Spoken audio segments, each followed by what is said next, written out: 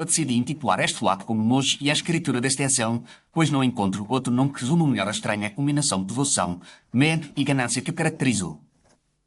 Teve agora muitos anos depois dos acontecimentos, quando a névoa de Londres já não me envolve com a mesma frequência, mas a lembrança daquele inverno continua viva em minha memória. Foi numa manhã particularmente cinzenta que eu me encontrava na sala de estar do número 221 BWQSTH, observando Holmes à sua maneira habitual, deitado no sofá, com as mãos cruzadas sobre o peito e o olhar perdido no teto. O frio entrava pelas frestas das janelas, os cocheiros lá embaixo xingavam uns aos outros, e as chaleiras sobre o fogo emitiam um assobio monótono que me dava uma sensação curiosa de monotonia resignada. Eu sabia, pela impaciência visível na expressão de Holmes, que há dias não surgia um caso à altura da sua inteligência, e foi justamente nesse estado de tédio que ele costuma ser mais perigoso para si próprio. Eu começava a comentar sobre uma notícia banal no jornal, quando ouvem os passos decididos na escada, seguidos pelo toque conhecido na porta do nosso apartamento. Com licença, Dr. Watson, há um cavalheiro muito agitado que insiste em falar com o Sr. Holmes. Tragam até aqui, Sra. Wilson, e diga-lhe que será recebido com a maior atenção. A nossa fiel proprietária afastou-se, e pouco depois surgiu na sua era um homem de meia idade, de rosto magro, bigode bem parado e olhar cansado, segurando com força uma pasta de cor d'asta. Sr. Holmes, peço perdão por esta visita inesperada, mas tenho em mãos um assunto de tamanha gravidade que não posso confiá-lo a mais mínima. Holmes endireitou-se no sofá com aquela rapidez felina que eu conhecia tão bem, e um brilho em seus olhos anunciou o súbito interesse que o novo visitante havia despertado. Por favor, sente-se e diga-nos o seu nome, a sua profissão e em que ponto exato a corda começa a apertar o seu pescoço. Cavaré discursou é sobressalto diante da franqueza de Holmes, mas acabou sentando-se na poltrona junto à lareira, usando a pasta sobre os joelhos. Chamo-me Pemberton, sou advogado e sócio de uma firma de engenheiros químicos, Agington, Pemberton e Companhia, sediada na City. Uma firma respeitável, se não me engano, com contratos importantes com a indústria têxtil, eu arrisquei, tentando recordar o anúncio que vira certa vez. Exatamente, doutor. Lidamos com processos de tingimento e aperfeiçoamentos industriais, e é justamente aí que reside o drama que me traz até vós. Diga-nos tudo, Sr. Pemberton, e não omita nenhum detalhe, por mais insignificante que possa parecer aos seus olhos, porque é muitas vezes nesse pequeno fio solto que se encontra toda a malha da verdade. O advogado respirou fundo, passou a mão pela testa, como quem tenta afastar um pensamento opressor, e começou a sua história. Nos últimos anos, Sr. Holmes, a nossa firma trabalhou em estreita colaboração com o inventor notável, Sir Alistair Forbes, um químico de gênio, mas de temperamento excêntrico. Cansado da vida agitada de Londres, ele retirou-se para um antigo castelo na costa norte, o castelo da Extensão, onde instalou um laboratório e se entregou por inteiro à sua pesquisa. Longe de olhares curiosos e da inveja dos colegas, Sir Alistair desenvolveu um processo revolucionário de tingimento de tecidos, com cores de uma solidez e vivacidade que prometiam transformar a indústria britânica. Pouco antes de morrer, Sr. Holmes, ele assinou uma escritura pela qual cedia à nossa firma a propriedade do processo, em troca de uma compensação substancial para os seus herdeiros e para certas obras de caridade que ele desejara apoiar. Ao ouvir a palavra escritura, notei no rosto de Holmes aquele leve movimento dos lábios que sempre pronunciou o aparecimento de uma pista aos seus olhos treinados. Essa escritura encontra-se em seu poder, Sr. Pemberton, ou já começamos a história pelo momento em que ela desaparece como a fumaça deste cachimbo. E felizmente, Sr. Holmes, temo que a sua segunda suposição seja a correta. A escritura foi guardada num cofre de ferro instalado numa sala fortificada do próprio castelo, com paredes tão espessas quanto a reputação da família Overway, proprietária do Uba. O castelo pertence ao Overway, o aristocrata cuja fortuna já não é o que foi e que aceitou arrendar uma ala inteira à nossa firma para a instalação dos laboratórios de Sir Alistair. Após a morte do inventor, continuamos a utilizar o castelo, confiantes de que o documento estava perfeitamente seguro naquele cofre, ao qual apenas eu e o Overlay possuíamos chá. No entanto, há poucas semanas, quando abri o cofre para verificar a escritura original, encontrei no seu lugar um pergaminho antigo, coberto de caracteres góticos e de um latim ameaçador. Um pergaminho, repeti, não contendo a minha surpresa, que dizia exatamente o que é, Sr. Pemberton. Dizia, em essência, que qualquer homem que ousasse profanar o segredo desta extensão para obter o lucro defende seria amaldiçoado, e que a mão do santo cairia sobre a sua cabeça. Uma ameaça conveniente para quem deseja afastar os curiosos e cobrir rastros muito humanos com um manto de superstição. Enquanto Holmes falava, notei que os dedos de Pemberton apertavam a pasta com tanta força que os nós de seus dedos se tornavam brancos. Como se isso não bastasse, Sr. Holmes, passa ao mesmo tempo fundos informados de que uma firma alemã, Klein e Fish, passou a oferecer ao mercado um processo de tingimento praticamente idêntico ao nosso.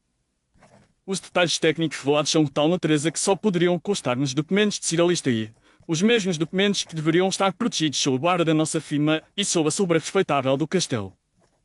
Havia não apenas o advogado zeloso, mas um homem dividido entre o pânico e a vergonha, como se a sua própria honra estivesse em jogo. Portanto, temos uma escritura desaparecida, um processo industrial que surge misteriosamente nas mãos de rivais estrangeiros e um pergaminho com uma maldição, cuidadosamente colocado num lugar muito legal. Permita-me supor que é mais, Sr. Pemberton, pois o senhor mencionou o nome desta ação como se não fosse apenas um título marífico do castelo, mas a fonte de algo mais nebuloso. Sr. Holmes, há mais, e é justamente isso que me atormenta. Desde a morte de Cyril Listair, começaram a circular entre os criados e trabalhadores rumores sobre aparições de um monge encabeçado, cânticos em latim contra os corredores e sombras que se movem nas ameias durante a noite. O centro destes rumores é a velha capela do castelo, ainda servida por um moço residente, o irmão Michael, homem taciturno e profundamente voz, vivido ali quase como um guardião de tempos passados. As suspeitas respiram sobre ele, Sr. Holmes, porque ele é o único estranho que circula entre a família Bovroway e os nossos laboratórios, e esteve presente, como testemunha, quando Cyril Listair assinou a escritura. Já que sentia o contorno do conflito moral que o atormentava, pôs atenção em tudo ver, e compaixão estava estampada em sua expressão. Ao mesmo tempo, a atmosfera no castelo tornou-se sufocante, com criados pedindo demissão, assistentes recusando a trabalhar à noite e a própria família Overway ameaçando decidir o contrato, alegando que o castelo estava profanado. Para proteger a firma, Sr. Holmes, contratei um sargento formado para organizar a segurança e comecei a questionar todos com um zelo que talvez tenham ultrapassado a prudência. Confesso que tomei medidas duras, despedindo empregados no menor sinal de indiscrição, seguindo passos, incluindo o próprio moço com uma severidade que me envergonha lembrar. Sinto que o meu desejo de defender a honra da firma transformou-se numa espécie de fortaleza sitiada, de palpáveis inimigos em todos os rostos. Uma forma curiosa de autodefesa, Sr. Pemberton, mete ao comandante, com medo de traição, acaba por minar a fidelidade dos seus próprios soldados. E é por isso que procura a ajuda de Holmes, para que ele ponha ordem nessa confusão de medo e suspeita, acrescentei, desejando aliviar um pouco o peso de sua consciência. Exatamente, doutor, porque se eu continuar por esse caminho, sei cometer uma injustiça irreparável, sobretudo em relação ao irmão Michael, que inspira ao mesmo tempo compaixão e desconfiança. Em mais, além de si e do Overway, sabia da existência exata da escritura e do cofre em que foi guardada. Cyril Listair tinha conhecimento, evidentemente, mas faleceu meses antes do desaparecimento, e apenas eu, o Lord Overway e o moço sabíamos que o castelo guardava não só relíquias antigas, mas também um documento moderno de enorme valor. Moore sabia do conteúdo do cofre ou apenas da sua existência. Que eu, Sarah, só sabia que ali havia algo importante, pois foi chamado para servir de testemunha no dia da assinatura e viu Cyril Listair colocar o documento na caixa antes de o cofre ser trancado. Holmes recostou-se na poltrona, fechou os olhos por um instante e permaneceu em silêncio, enquanto o fumo do cachimbo desenhava espirais no ar pesado do nosso salão. Eu conhecia bem aquele silêncio, que não é vazio, mas o sinal possivelmente trabalhava com uma rapidez que escapava ao olhar do lei. Dr. Watson, creio que não temos o direito de negar ao Sr. Pemberton o pouco de luz que podemos levar a essa antiga fortaleza do norte. Há sugerir que viajemos esta ação, Holmes. Sugiro que façamos bem mais do que isso, meu caro, sugerindo que levemos a Londres, neste caso, a verdade que o próprio castelo parece decidido a ocultar. Sr. Pemberton, se nos providenciar bem este trem e autorização do Lord Overlay, estaremos no seu castelo dentro de 2 dias e veremos se esse monge encabeçado canta realmente em latim ou apenas em libras esterlinas. Agradeço com toda a alma, Sr. Holmes, e juro que, qualquer que seja o resultado, aceitarei as suas conclusões, mesmo que elas recaiam sobre alguém que eu estimava ou temia. Assim ficou decidido que viajaríamos ao norte, e naquele mesmo tarde comecei a arrumar a minha mala, sem imaginar que aquele castelo antigo me mostraria uma vez mais o contamento humano que pode ser o terreno mais assombrado de todos. A viagem até a costa norte foi longa, mas não desagradável, com a paisagem floral sucedendo-se ao lado da janela, enquanto Pemberton, sentado diante de nós, alternava o silêncio e breves explicações sobre a firma e o falecido Cyril Listair. Holmes, por sua vez, parecia absorvido na leitura de um volume de versos que encontrou no compartimento, mas eu percebia, pelos breves movimentos do olhar, que na realidade ele observava cada gesto do nosso acompanhante. Chegamos por fim a uma pequena estação isolada, onde uma carruagem do Lord Overway aguardava para nos conduzir pelos caminhos estreitos até o castelo deste SM, que surgia diante de nós como uma silhueta escura sobre o mar agitado. As torres de pedra erguiam-se contra o céu cinzento, e as janelas estreitas pareciam olhos vigilantes, acostumados a séculos de ventos e segredos. Fomos recebidos à porta principal por um criado de expressão nervosa que conduziu homens, Timerton e a minha tenda de salão, onde o Lord do Vermelho esperava de pé, encostado a uma lareira imponente. Sejam bem-vindos ao meu lar ancestral, senhores, ainda que ultimamente ele pareça muito mais um campo de batalha entre o passado e a modernidade. O Lord do Overway era um homem alto, de ombros estreitos, com o rosto magro e vincado por preocupações que não eram apenas financeiras. Os olhos denunciaram um orgulho ferido, como o de alguém que vê os brasões de sua família convivendo com vidrarias e aparelhos estranhos. É uma honra conhecer o senhor, Lord Overway, e esperamos causar menos da nossa castelo do que as máquinas e os rumores parecem ter feito até agora. Qualquer ajuda que possa devolver a paz a estas paredes será bem-vinda, Sr. Holmes, mesmo que ela venha acompanhada de perguntas pouco agradáveis. Uma senhora de expressão delicada aproximou-se de nós com um sorriso trêmulo, que parecia mais um ar de cortesia do que um reflexo de coração. Sou Lady Eleanor, irmã do Lord Overway, e devo confessar que o castelo não é mais o que era desde que os cantos noturnos começaram a ecoar pelos corredores. A seu lado estava uma jovem de olhos vivos, porém sóbrios, a quem nos apresentaram como Clara, sobrinha do Lord do Overway. Esperamos que o Sr. Holmes nos ajude a distinguir onde termina a superstição e começa a maldade verdadeira, doutor, porque neste momento todos aqui dão mais ouvido aos medos do que à razão. Fomos conduzidos depois a uma ala menos nova, onde se encontraram os laboratórios do falecido Sir Alistair, agora cheios de frascos, tools e rascunhos técnicos que pareciam suspeitos entre a ordem e o caos. Ali fomos apresentados a Arthur Ridley, o principal químico da firma, o homem de meia-idade, e olhos inquietos que evitaram encontrar os de Holmes, e ao sargento formado James Priest, que fazia questão de se manter rígido e silencioso como uma sentinela de pedra. Holmes limitou-se a um cumprimento para cada um, anotando mentalmente, como eu bem sabia, cada gesto, cada influxo de voz, cada mancha de agente nas mangas de Ridley. Ao cair da tarde, Pemberton conduziu-nos à sala fortificada onde se encontrava o cofre, uma construção de ferro pesada colocada numa parede interior, longe de qualquer janela. Ele introduziu a chave na fechadura, girou-a com esforço e abriu a porta com um rangido que ecoou de maneira inquietante na sala vazia. No interior, onde antes estivera a escritura de Sir Alistair, repousava o pergaminho de aspecto antigo, cuidadosamente estendido sobre um suporte de madeira. Holmes aproximou-se e inclinou-se sobre o documento, examinando a caligrafia, a cor da tinta e a textura do papel com um olhar combinável de um perito em manuscritos com o de um clínico diante de um paciente intrigante. Um latim perfeito, Sr. Pemberton, com livros que se repetem de forma curiosamente consistente. A caligrafia imitada os pergaminhos medievais, mas o traço revela uma mão que escreve com uma pena moderna e um brilho discreto a tinta sobre esta luz oblíqua não engana um observador treinado. Eu ouvi aproximar o documento da janela, permitindo que a luz fria do entardecer revelasse o reflexo quase imperceptível. Uma tinta recente e um pergaminho antigo utilizado, muito provavelmente retirado da própria biblioteca deste castelo.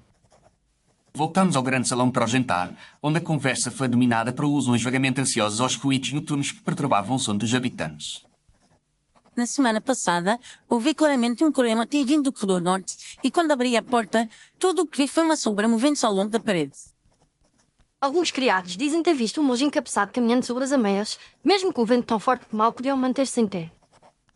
E os meus ancestrais devem estar a revolver-se nos túmulos ou veem seu castelo transformado em laboratório, quartel e palco de aparições.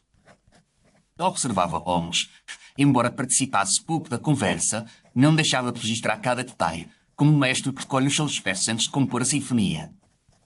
Depois do jantar, fomos conduzidos aos nossos quartos e Pemberton avisou-nos que os cantos noturnos costumavam começar por volta da meia-noite. Eu confesso que, apesar de minha formação médica e do hábito de lidar com situações de perigo, não pude evitar certa apreensão, pois a combinação de um castelo antigo, ventovante e histórias de mojos encabeçados é capaz de abalar o espírito mais racional. Pouco antes da hora anunciada, bateu à porta do meu quarto e encontrei Holmes já plenamente vestido, com o seu tudo escuro e a lanterna na mão. Vamos, Watson, porque os fantasmas desta casa têm uma pontualidade quase militar e andam nos a perder o primeiro ato.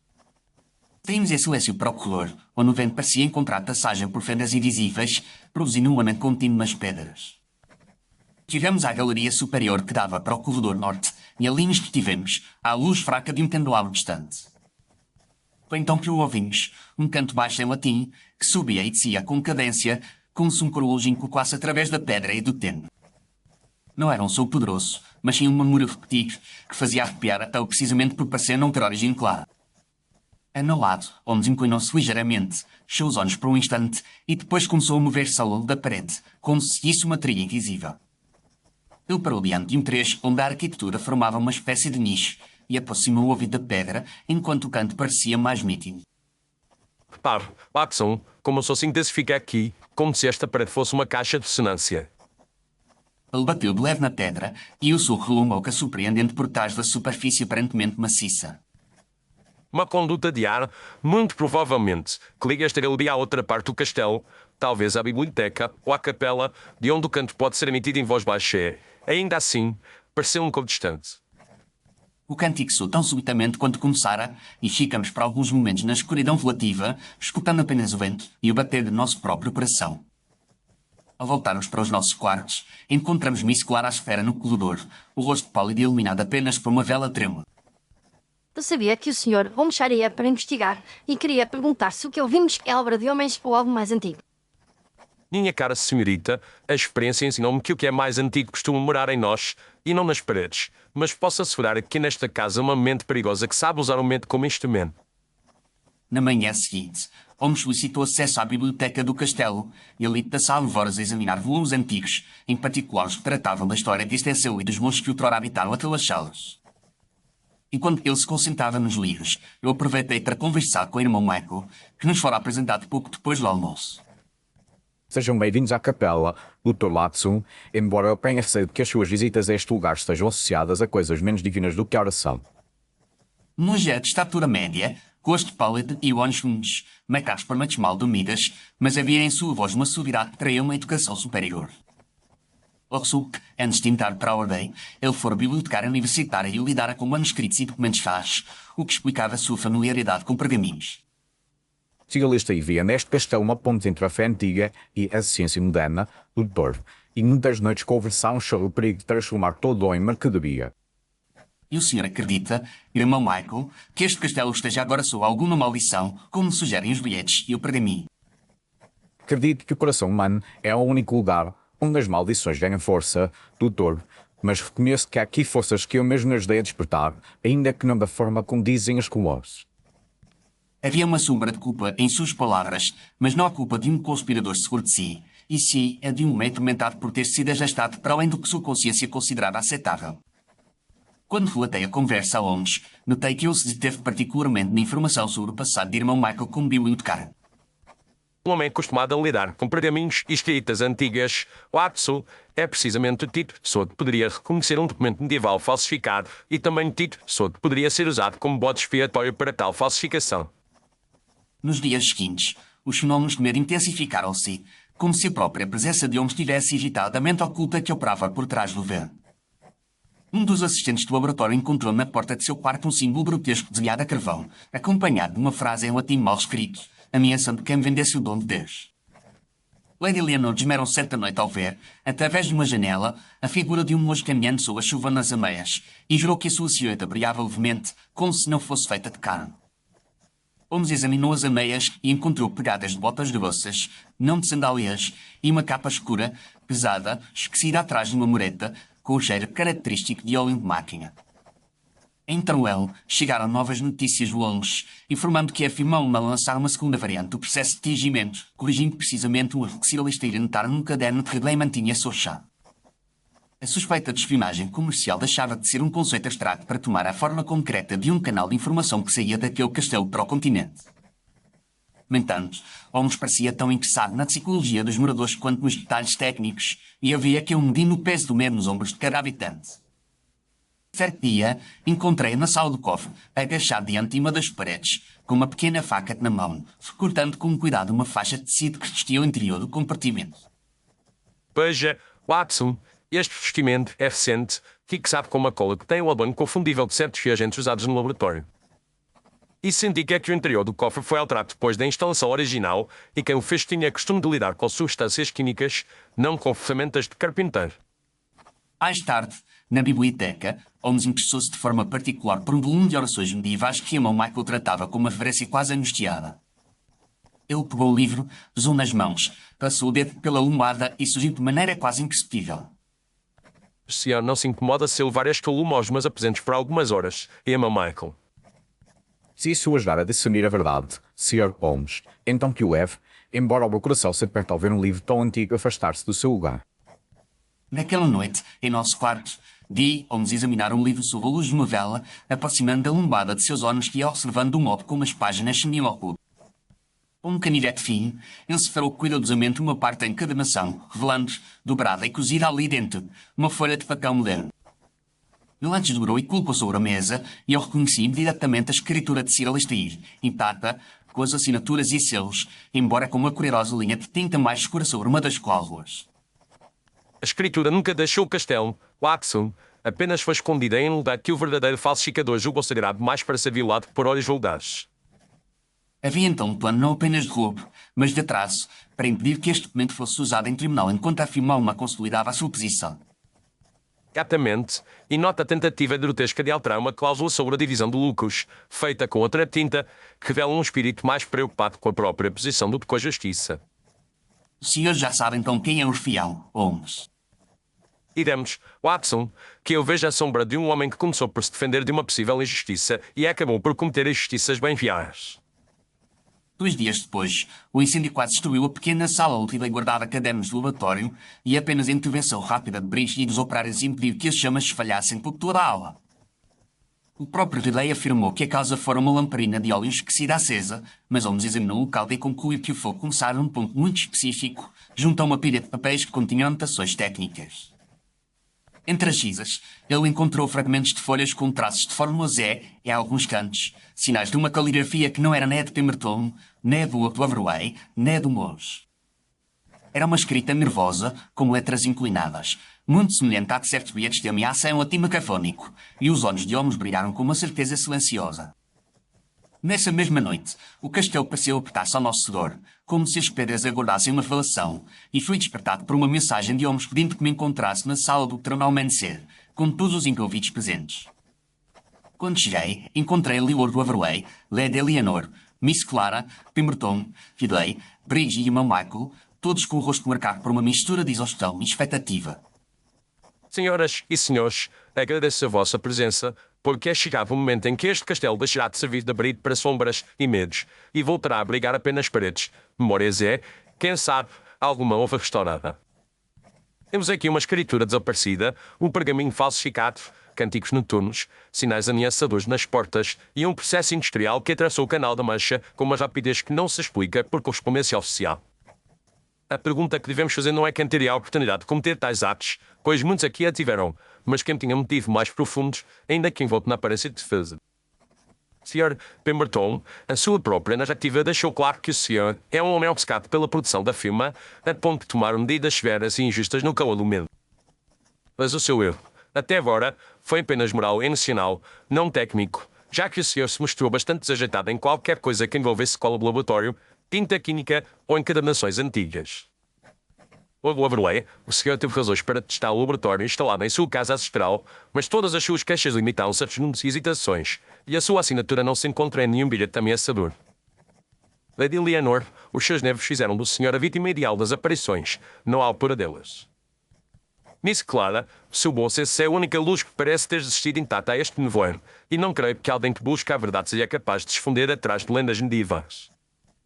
Irmão Michael, o senhor foi colocado no centro deste drama, não por suas ações, mas por sua posição e pelo seu passado como bibliotecário, que o tornaram, aos olhos do verdadeiro culpado, o bode expiatório perfeito. O senhor conhece pergaminhos, conhece latim e conhece as relíquias deste castelo, e por isso mesmo sabia reconhecer uma falsificação do cera, o que o tornava perigoso para quem decidiu fabricar uma maldição em papel. Por isso, o verdadeiro culpado tratou de enfraquecer a sua mente com doces suaves de Ladan, oferecidas como remédio para as insónias, tornando-me capaz de ter visões, confissões confusas e intervalos de memória que tanto o atormentam. Nojo levou-me ao peito, como se uma verdade dolorosa o atravessasse, e apercebi, em seus olhos, o reconhecimento e uma suspeita que eu próprio não ousava formular. Testa-nos, então, o homem que se encontra bem cozinhado entre a ciência e o comércio, entre o laboratório e o escritório, entre o orgulho de inventor e o medo de ser usado como mera ferramenta, o Sr. Alfred. O silêncio pesado caiu sobre a sala e todos voltamos a olhar para Ridley, que até então mantivera uma expressão tensa, mas controlada. Agora, porém, o seu rosto empalidecia e as mãos tremiam discretamente sobre a bengala que segurava. O Sr. Ridley foi quem primeiro estabeleceu contato com a firma alemã, oferecendo-lhes uma versão completa do processo de Sir Alistair, em troca de garantias pessoais de trabalho e liberdade científica. A sua intenção inicial, ousaria dizer, não foi de se tornar um ladrão vulgar, mas a de criar para si um seguro, caso a sua própria firma o descartasse após a consolidação da patente. Em outras palavras, começou por um acto de defesa, ainda condenado, e foi essa mesma defesa que o levou a construir, pedra por pedra, uma fortaleza de indianos, na qual o senhor acabou preso. Quando surgiam as primeiras suspeitas de que o processo alemão se assemelhava demais ao nosso, o senhor percebeu que a teria levaria inevitavelmente ao laboratório, ao castelo e, finalmente, à sua mesa. Foi então que o senhor decidiu orientar a suspeita para a direção mais conveniente e escolheu como alvo um homem de fé fragilizado, que poderia ser associado tanto à escritura como às lendas do castelo, o irmão Michael. O senhor redigiu o falso pergaminho de maldição em latim perfeito, usando um pergaminho antigo retirado da biblioteca e tinta química recente, e o colocou no cofre no lugar da escritura. O senhor espalhou bilhetes assustadores pelas portas dos assistentes, tocou cânticos em latim através das condutas de ar, usando a acústica do castelo como caixa de dissonância, e vestiu a capa de mouros nas ameias para alimentar os boatos. Ao mesmo tempo, ocultou a escritura verdadeira numa encadenação que sabia ser respeitada por irmão Michael, o livro de orações que ele tratava como uma relíquia sagrada, confiando que ninguém usaria cortá-lo. Para completar, tentou alterar a cláusula relativa à divisão de lucros, traçando por cima com outra tinta, na esperança de garantir para si mesmo uma fatia maior, caso o escândalo fosse abafado e o negócio seguisse adiante.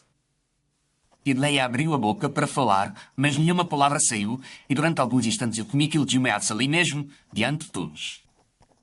O insignificante, Sr. Ridley, foi a sua tentativa desesperada de destruir os fastos da correspondência e das anotações que o ligavam à firma alemã, mas atende-se gesto da sua mão temeu, deixando fragmentos identificáveis junto às cinzas.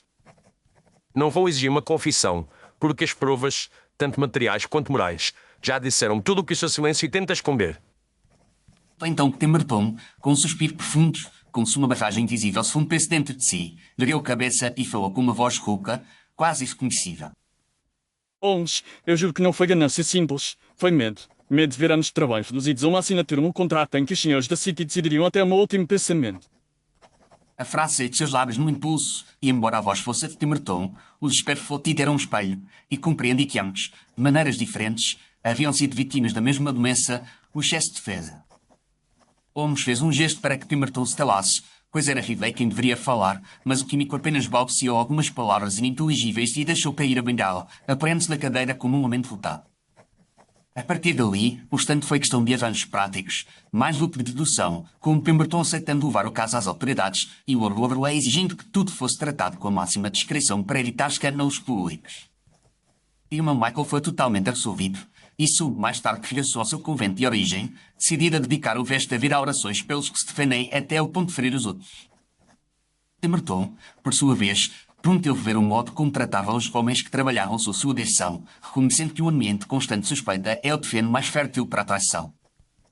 Antes de deixarmos o castelo, ele veio ao meu encontro uma entrada da aula de hóspedes, com a expressão que carrega ainda um peso, mas já não o peso da dúvida. Dr. Watson, não sei como agradecer por terem vindo, porque creio que, sem Sr. Holmes, eu teria cometido a injustiça de acusar um homem inocente, apenas para sustentar a minha própria defesa. A melhor forma de agradecer, meu caro, é recordar que nenhuma fortaleza se mantém de pé se o comandante desconfiar mais dos seus homens do que dos inimigos. Na manhã da nossa partida, Yama Michael aproximou-se de Holmes na capela vazia e colocou em suas mãos um pequeno crucifixo de madeira, simples e gasto pelo uso. Leve isto consigo, Sr. Holmes, não porque eu acredito que o senhor precise de proteção, mas porque desejo que se lembre de que a fortaleza mais segura é a consciência em paz. Holmes recebeu o objeto com um aceno sério de cabeça e guardou num bolso interno de seu casaco, sem qualquer comentário, mas eu sabia que, a seu modo, ele apreciava gestos de sinceridade. De volta a Holmes, numa tarde em que a névoa se condensava novamente contra as janelas do arqueiro exteriores, ele trouxe à conversa o caso deste venceu enquanto Holmes enchia o cachimbo com tabaco forte. Tive a impressão, Holmes, de que naquele castelo os fantasmas verdadeiros não eram os medos do passado, mas os medos muito modernos de homens de negócios e cientistas. Muito bem observado, Watson, porque as pedras de um castelo podem resistir a séculos de tempestades, mas não a estrutura que resista quando o inimigo se instala dentro da mente de quem deveria guardá-la. Veja Pemberton, que começou por defender a firma e quase se deixou transformar em carrasco de um inocente. E veja Ridley, com medo de ser explorado, vendeu a própria lealdade a preço de segredo industrial. Em ambos os casos, não foi a ambição cega que iniciou a queda, mas uma forma distorcida de autodefesa que os levou a cavar túneis por baixo da própria muralha que juravam proteger. E o castelo, com as suas lendas e fantasmas, serviu apenas como cenário conveniente para que esses medos tomassem forma e voz.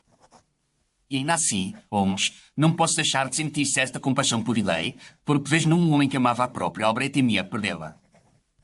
A compaixão é uma qualidade louvável, Watson, desde que não me embota a visão, porque um homem que ama a própria obra acima do seu dever para com os outros torna-se tão perigoso quanto aquele que não ama nada além de dinheiro. Sim, concluiu Holmes, deixando-me observar o fumo que subia do cachimbo, como se nele eu pudesse ver novamente as torres do castelo de extensão recrutadas contra o seu Caesar. Agora, ao escrever estas linhas e recordar cada rosto, cada voz e cada pedra daquela velha fortaleza, percebo que o que mais me marcou não foram os cânticos em latim nem a visão do moço sobre as ameias, mas a constatação que a defesa exagerada pode ser tão destrutiva quanto o ataque acordado. Caro ouvinte, se chegou até aqui, agradeço-lhe de coração por ter permanecido comigo até o fim deste caso nunca revelado de Sherlock Holmes. Se gostou desta história, peço-lhe que deixe o seu gosto, que se inscreva no canal e que partilhe as suas impressões nos comentários, porque isso nos ajuda a continuar a trazer novas investigações da Baquestriets até si. Se desejar apoiar ainda mais este projeto, pode usar o código de resposta rápida que aparece no canto inferior direito do vídeo ou seguir o link na descrição para fazer uma contribuição à medida das suas possibilidades. Na mesma descrição irá encontrar também ligações para outras obras de séries completamente diferentes que podem oferecer-lhe novas viagens pela imaginação e pelo mistério. Despeço-me por agora, agradecendo uma vez mais a sua companhia e espero encontrá-lo no próximo Taz Inédito Sherlock Holmes.